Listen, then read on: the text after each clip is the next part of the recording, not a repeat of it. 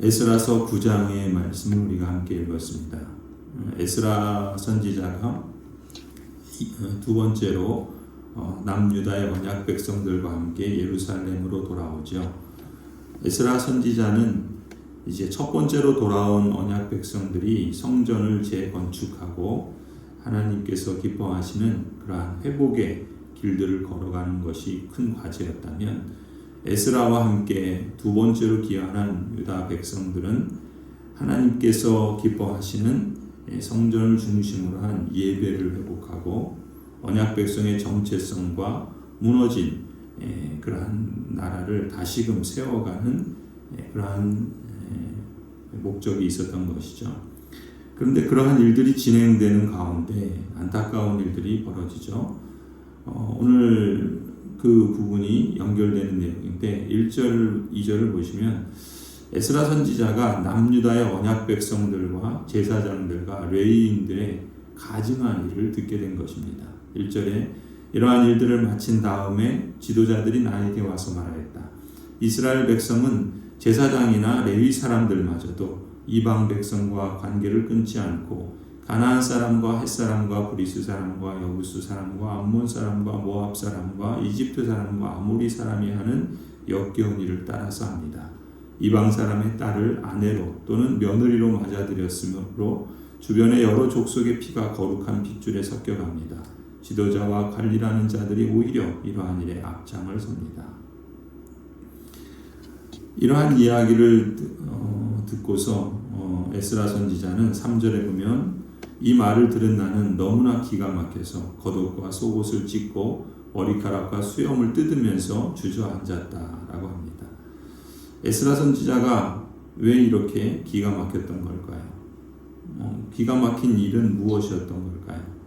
12절에서 설명하는 것처럼 이스라엘의 언약 백성들이 예루살렘으로 돌아와서 성전을 건축하고 하나님의 백성다운 그들이 불순종하고 우상 숭배를 하고 형식적 예배를 드리며 자신들은 하나님의 택하신 백성이라고 착각하면서 살아가던 그러한 죄악들이 더욱더 심해져서 하나님의 보내신 선지자들의 경고와 또 심판 메시지에도 불구하고 결국 그들은 망하게 되지요.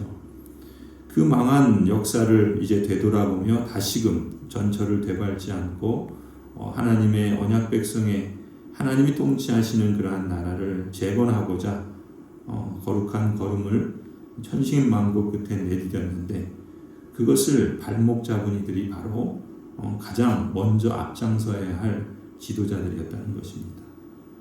언약 백성들만이 아니라 제사장들, 레위인들, 여러 직분자들이 가나안 민족과 하나님께서 결혼하지 말라라고 하셨는데 오히려 그 일들을 앞장서서 했던 것이죠. 거룩한 백성의 정체성을 잃어버리고 또 정체성을 잃어버리니까 그들의 사명조차 망각하고 오히려 하나님의 뜻을 역행하는 그러한 일들이 자행됐던 것입니다. 더군다나 그러한 일이 언약 백성 보편적으로 일어날 뿐만 아니라 무엇보다 본이 되고 책임을 맡은 사람들이, 말하자면 여러 방백들, 고관들, 지도자들, 직분자들이 이 죄를 더욱 앞장서서 행했다는 것이죠. 그런데 더 기가 막혔던 것은 이런 일들이, 이런 죄악들이 언제 벌어졌는가? 1절에 보면은 이러한 일을 마친 다음에 라고 표현하고 있죠. 이러한 일들이 무엇이었습니까? 앞에서 보면은 5천여 명의 남녀노소가 바벨론 땅에서 정월에 출발해서 아하와 강가에서 3일 동안 금식을 하죠. 그리고 함께 기도합니다. 1500km가 넘는 대장정, 하나님이 기뻐하시는 언약 백성의 공동체를 세우고자 하는 예루살렘 귀환의 길을 이제 출발하면서 그러한 여정을 하나님의 선한 손의 도우심으로 매복했던 대적의 손에서 건지심을 받고 4개월 만에, 즉 5월 1일 예루살렘에 도착해서 3일 지난 후에 온 백성들이 함께 모여서 감격의 예배를 드렸죠. 그 감격의 예배를 드린 불과 얼마 되지 않아서였다는 것입니다. 불과 4개월이 지난 그런 후에 이런 일들이 벌어지고 있었고, 또 이런 일들이 벌어졌다는 건 그 이전에도 그런 일들이 있었다라는 것이죠. 그러니까 5월 1일에 이렇게 도착해서 감격의 예배를 드리고 나서 4개월이 지난 9월에 벌어진 일입니다. 그야말로 감격의 기쁨이 채 가시지도 않은데 벌어진 일이기 때문에 에스라 선지자는 너무나도 기가 막혔던 것이죠. 여러분이라면 이런 경우에 어떻게 할 것 같습니까? 5절에 보면은 에스라 선지자는 저녁 제사를 드릴 때 근심 중에 일어나서 하나님 앞에 나아가죠. 5절에 나는 슬픔을 가누지 못한 채로 앉아있다가 저녁 제사 때가 되었을 때 일어나서 찢어진 겉옷과 속옷을 몸에 그대로 걸치고 무릎을 꿇고 두 팔을 들고서 주 나의 하나님께 기도를 드렸다. 기가 막힌 일들이 벌어지고 있는데 그 근심 중에 그래도 에스라 선지자는 하나님 앞에 나아가죠. 저녁 제사를 드리며 하나님께 예배를 드립니다. 그리고 하나님께 그 참담하고 또 통회하는 그런 마음으로 겉옷을 찢고 또 찢어진 그 속옷을 그대로 걸친 채 하나님 앞에 나아가서 무릎을 꿇고 두 팔을 들며 하나님을 예배하며 하나님께 기도를 하지요. 에스라 선지자는 예배를 포기하지 않습니다. 예배는 하나님과 만나는 것이고 또 하나님을 의지하는 것이고 또 언약 백성의 삶을 지탱하는 근거와 힘이 되기 때문에 그렇죠. 하나님이 그 삶의 근원이다라고 하는 것을 가장 극명하게 드러나는 것이 예배였죠. 그런 점에서 언약 백성은 문제가 있을 때에도 하나님을 찾아서 예배를 해야 할 것입니다. 문제를 안고서라도 통회하고 비참하고 옷을 찢고 속옷을 찢는 그런 일이 있더라도 하나님을 찾아야 하는 것이죠. 기가 막혀서 주저앉을 수밖에 없을 때라도 일어나서 예배하러 하나님께 나아가 하나님께 기도했던 것입니다. 에스라 선지자는 얼마나 기가 막혔는가. 기가 막혀서 아무것도 할 수 없을 때, 기가 막혀서 화가 나고 분통이 터지고 어이가 없고 기가 막혀서 어안이 벙벙할 때 그리스도인들에게, 하나님의 언약 백성들에게 이러한 일들이 찾아올 수 있죠. 그러한 때가 우리에게 올 수 있다라는 것을 우리도 인식할 뿐만 아니라 그렇기 때문에 그렇게 결심을 해야 되겠죠. 하나님, 기가 막혀서 주저앉을 때에도 근심 중에 일어나서 하나님을 찾으며 하나님을 예배하며 하나님께 기도하도록 나를 도와주소서라고 결심해야 할 것입니다.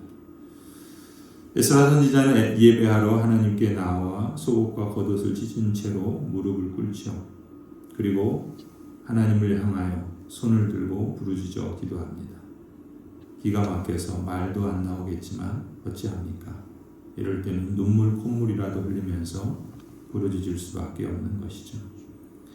이렇게 에스라 선지자가 부르짖어 탄식하는 기도가 6절부터 15절까지 소개되고 있습니다. 오늘 우리가 읽은 본문은 그 전체 기도의 일부분인데 6절부터 8절까지만 보시면 하나님, 너무나도 부끄럽고 낯이 뜨거워서 하나님 앞에서 차마 얼굴을 들 수 없습니다. 우리가 지은 죄는 우리 스스로가 감당할 수 없을 만큼 불어났고 우리가 저지른 잘못은 하늘에까지 닿았습니다. 조상 때로부터 오늘에 이르기까지 우리가 저지른 잘못이 너무나도 큽니다. 우리가 지은 죄 때문에 우리뿐만 아니라 우리의 왕들과 제사장들까지도 여러 나라 왕들의 칼에 맞아 죽거나 사로잡혀가고 재산도 다 빼앗기고 온갖 수모를 겪었습니다. 이런 일은 오늘에 와서도 마찬가지입니다. 그러나 주 우리 하나님께서는 비록 잠깐이기는 하지만 우리에게 자비를 베푸시어 우리 가운데서 얼마쯤을 살아남게 하셨습니다. 또한 주님께서 거룩하게 여기시는 곳에 우리가 살아갈 든든한 터전을 마련하여 주셨습니다. 하나님께서는 우리 눈에서 생기가 돌게 하시고 잠시나마 종살이에서 벗어나게 하여 주셨습니다. 에스라 선지자의 나머지 기도는 우리가 내일 본문에서 다시 보게 되겠지만 오늘은 이 기도들 가운데 먼저 한 가지 주목하고자 하는 것은 에스라 선지자는 이렇게 기가 막힌 상황 속에서 언약 백성들의 죄와 또 직분자들의 이 참담한 죄악들을 보면서 하나님께 기도할 때 그 기도의 표현들을 보면은 우리라는 표현을 대략 27번이나 반복해서 말하고 있습니다. 에스라 선지자는 이스라엘, 즉 남유다의 언약 백성들과 직분자들의 죄악을 그들만의 문제로 여기지 않았다는 것이죠. 바로 우리의 문제로 받아들였다는 것입니다. 좋은 일이 있을 때는 우리라는 말을 쓰기가 쉽죠. 하지만 죄의 문제가 있을 때는 우리라고 하는 것이 쉽지 않습니다. 게다가 하나님이 분명하게 직접 명령하신 것을 범죄하고 더군다나 감격과 기쁨이 가시지 않는 역사를 맛본 후 불과 얼마 되지 않아서 벌어진 죄들에 대해서 에스라 선지자는 너희들의 죄다 라고만 하지 않고 그것이 나의 죄, 우리의 죄다 라고 표현하고 있는 것이죠. 에스라의 기도를 통해서 우리는 이렇게 질문하게 됩니다. 나는 내가 속한 공동체에 우리라고 하는 의식을 갖고 있는가? 내가 속한 공동체가 어떤 범죄를 저질렀을 때 그것이 나의 문제요, 우리의 문제임을 인식하고 인정하는가? 나는 내가 속한 공동체에 누군가가 죄를 범했을 때 그것을 나의 죄로 받아들이고 하나님께 나아가는가? 우리가 에스라 선지자의 기도를 보면서 우리 역시 하나님의 언약 백성으로서 이 땅에 하나님의 부르심과 또 보내심을 받아 살아가는 과정 속에서 죄인이요 또 죄의 일들에 대해서 우리라고 하는 의식을 인식하고 또 우리가 공동체를 위해서 기도하는 그러한 마음을 주시기를 간구해야 할 것입니다. 하나님, 우리 의식을 갖고 우리 공동체를 위해 기도할 때 하나님께서 우리 교회와 공동체 가운데 말씀하시고 또 이루시고자 하시는 그 뜻을 온전하게 또 신실하게 또 충성되게 이루어갈 수 있게 하여 주옵소서.